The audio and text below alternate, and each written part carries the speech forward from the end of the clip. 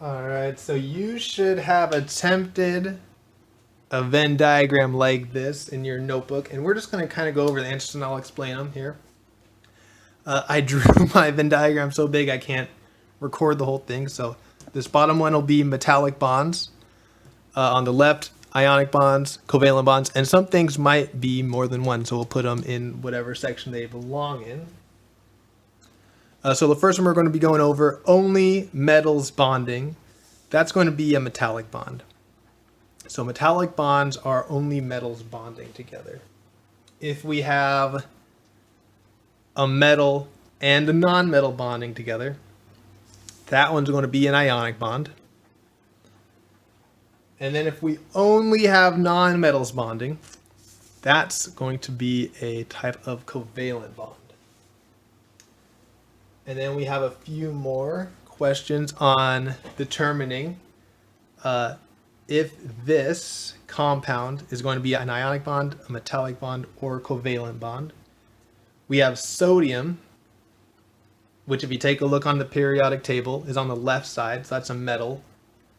We have chlorine, which is on the right side, so that's a non-metal. So if we have a metal and a non-metal, sodium chloride will go there.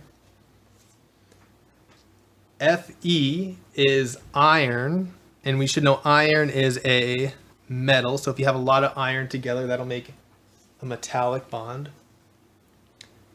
And CH4, carbon, C is a nonmetal, hydrogen is a nonmetal, and this 4 just means we have 4 hydrogen there. So we have multiple nonmetals, so that'll be covalent. So the next word is molecules. So molecules specifically, the definition is a compound put together by covalent bonds. So molecules, whenever you hear a molecule, that's a compound made by covalent bonding. When you hear formula unit, it's a compound from ionic bonding. So molecules would be covalent bonding. Formula unit would refer to as something put together with ionic bonds. Types of chemical bonds. So this would be all of them. These are our 3 types of chemical bonds. So that would go right in the center. Delocalized electrons. So I've talked about this a little bit in November and December. When we hear delocalized electrons, that's going to describe our electrons in metallic bonds. Another way to describe it would be sea of electrons. So they're going all over the place. They're not owned by any single atom. When electrons are shared together, that'll be a covalent bond. And when we have electron, or sometimes more than one electron, is given from one atom to another atom, that's what happens in ionic bonds.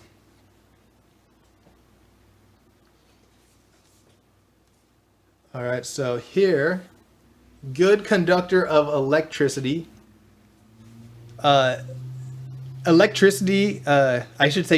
electricity depends on whether the electrons can move in that compound.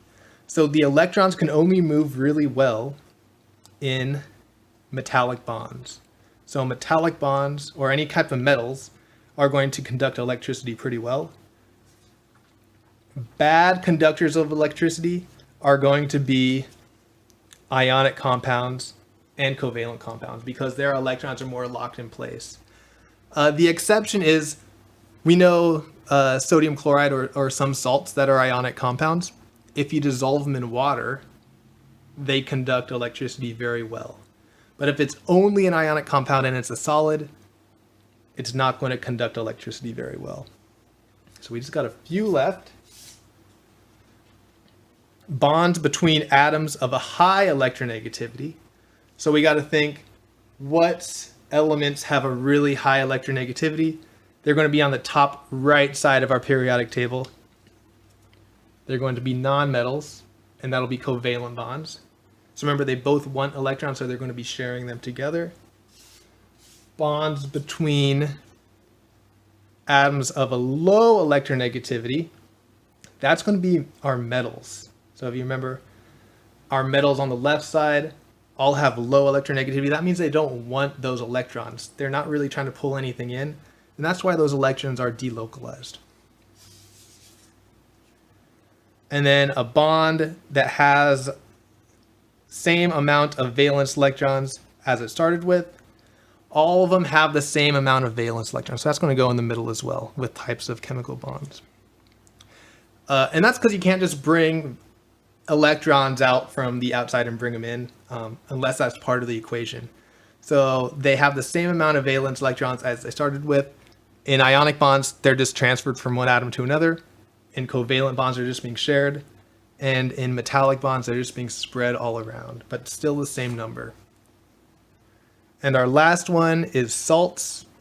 Whenever we refer to the word salt, it's going to refer to a specific type of ionic compound that can dissolve easily in water. And a surprisingly large amount of our ionic compounds can dissolve in water, so they're salts. So whenever you hear the word salt, you should immediately be thinking a type of ionic bond. So here's our answers. Take a good look. Check it with what answers you put before viewing this video.